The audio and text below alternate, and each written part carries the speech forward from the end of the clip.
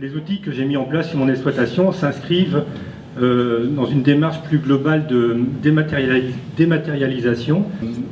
Depuis plusieurs années déjà, sur mon exploitation, j'ai fait en sorte que toute l'information et toutes les données qui arrivent sur mon exploitation sont numérisées d'une façon ou d'une autre, et par là même, l'information et les données que je dois transmettre aux partenaires de l'exploitation, donc que ce soit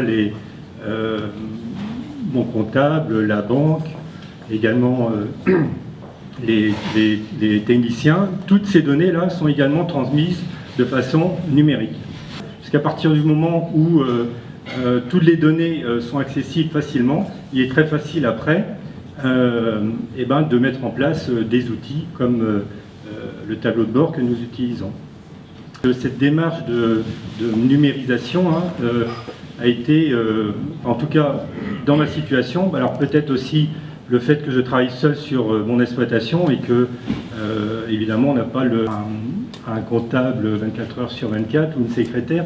Donc le fait d'avoir ces données à portée de main, à portée de souris, on va dire,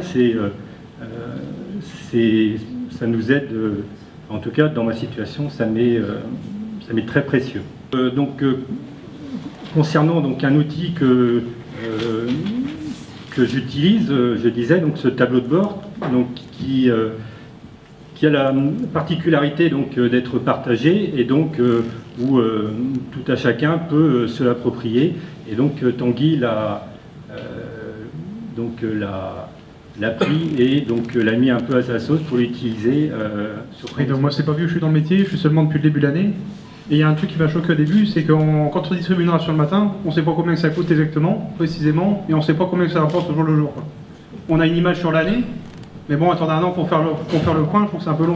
On a une image une fois par mois, à la limite avec le contrôle laitier, mais c'est seulement l'image déjà d'une journée, il y a pu y avoir des variations entre temps, il y a pu y avoir des choses qui ont changé, et c'est pas évident à piloter. Moi, ce qui m'intéresse avec l'outil Didier, je cherchais à mettre ça en place déjà depuis un moment, mais sans trop y arriver. Et puis là, j'ai rencontré Didier à La Réunion. J'ai vu son outil et c'est vrai que c'est exactement ce que je cherchais, quoi. Ça permet, aujourd'hui, je sais combien j'ai donné, combien qu'elle m'a rapporté. Concrètement, en application, ce que ça permet, c'est déjà quand on fait une variation dans la ration, quand il y a un réajustement, une augmentation de concentré, une diminution de concentré, combien ça me rapporte, combien ça me coûte. On a le ratio rapidement, on voit s'il y a une réponse, on voit la réponse est de combien. Si je mets 10 centimes, combien ça me rapporte? Ça me rapporte 20, ça me rapporte 10, ça me rapporte rien. Et ça, c'est assez net. Ça, on a les temps de réponse, on voit le retour sur investissement. Ça permet, je trouve, de vraiment piloter au jour le jour, quoi. Après, c'est un outil qui est assez simple, parce on saisit simplement les données, en fait, les quantités distribuées jour par jour. Je reporte après les quantités de lait produits dans la journée, le lait séparé, et ça permet aussi d'analyser avec les taux. Piloter, par exemple, est-ce que produire 1 ou 2 litres de lait en moins avec un petit peu plus de taux, est-ce qu'on est gagnant, est-ce qu'on n'est pas gagnant? Sur les rations, ça permet vraiment de s'ajuster assez rapidement sans attendre l'année ou le mois pour faire un changement. Vous avez vos données avec les contrôles laitiers, c'est cohérent? Ce que je vois, c'est pas ça, c'est ce que je vois d'ailleurs, on n'a pas les mêmes critères. Moi, le contrôle laitier, il va regarder la marge par millilitre. Moi, la marge par millilitre ne m'intéresse pas. Pour une bonne raison, c'est le facteur limitant chez nous, c'est les places en bâtiment. Donc je peux faire une super marge par millilitre, si je fais pas de lait, il y aura moins de revenus comme au final.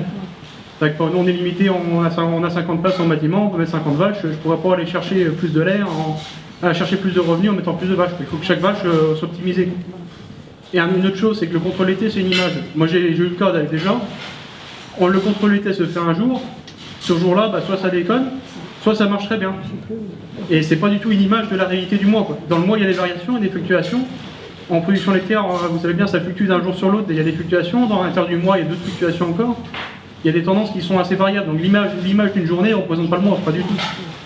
Et c'est pour ça que je trouve que c'est difficile de piloter avec une image par mois, quoi. Une image par jour, c'est presque trop. Après, il faut prendre un peu de recul, bien sûr. Mais ça permet d'approcher au plus juste, de voir le retour sur l'investissement qu'on a. Et sur un mois, les variations, ça va de quelle proportion? Des fois, c'est énorme, et on ne s'en rend pas compte. C'est pas forcément lié à la quantité de lait produit. J'ai vu des fois des variations, on perd 3 kg de lait, on gagne un peu de taux, au final on est pareil. Et on peut pas trop si on le chiffre pas, si on n'a pas un outil comme ça pour le faire, c'est compliqué de le calculer à la main tous les jours. Là je saisis les données, ça me prend 30 secondes, 1 minute, c'est fini, quoi. Après, c'est du temps d'analyse. Et je sais ce que je mets en fin de mois, c'est je reprends mon mois, j'analyse. Qu'est-ce qui a marché, qu'est-ce qui n'a pas marché, pourquoi. Et trouver les raisons. Et les taux, tu les as tous les jours? Non, les taux, bah, avec les robots, on pourrait presque. Hein. Parce que je suis en robot, mais bon, c'est pas. Après, je reprends quand même les taux du. Les taux de l'urcile, voilà. Ouais. Mais ça donne déjà des variations. Enfin, les taux du robot, moi, ce que je constate, c'est que c'est pas hyper précis, mais ça donne des tendances. Mais après, pour mes calculs, je reprends les taux, comment ça s'appelle, les taux de l'urcile, et je compare avec les changements de ration que je vais faire, entre les ajustements que je vais faire entre deux échantillons. Ça permet déjà d'avoir une idée, d'ajuster. Parce que ça paraît des bricoles, mais des fois c'est 10 centimes de moins par vache. Pour notre exploitation, c'est 1800 € de gagné. Sur l'année, on va vite à des écarts de 1 €, 1,50 €. Et à l'intérieur de la même mois, ça varie pas autant, mais on a des variations souvent de 50-80 centimes. En termes de revenus, c'est quand même assez énorme. C'est des petites bricoles. Souvent, c'est des petites bricoles qui, ajoutées les unes aux autres, ça fait quand même des sacrées choses. Il y a plusieurs associés, justement, le fait d'utiliser comme Didier le fait, par une connexion internet, ça permet chacun avec son portable est capable de voir à la fois ce qui a été distribué le jour d'avant, même au niveau de la communication. Pour savoir si, sans se croiser, si on se voit pas directement le matin, si c'est pas celui qui a l'habitude de distribuer, il regarde dessus, il sait ce qu'il faut distribuer. Quoi. Il sait ce qu'il y a à faire, ça s'utilise là aussi.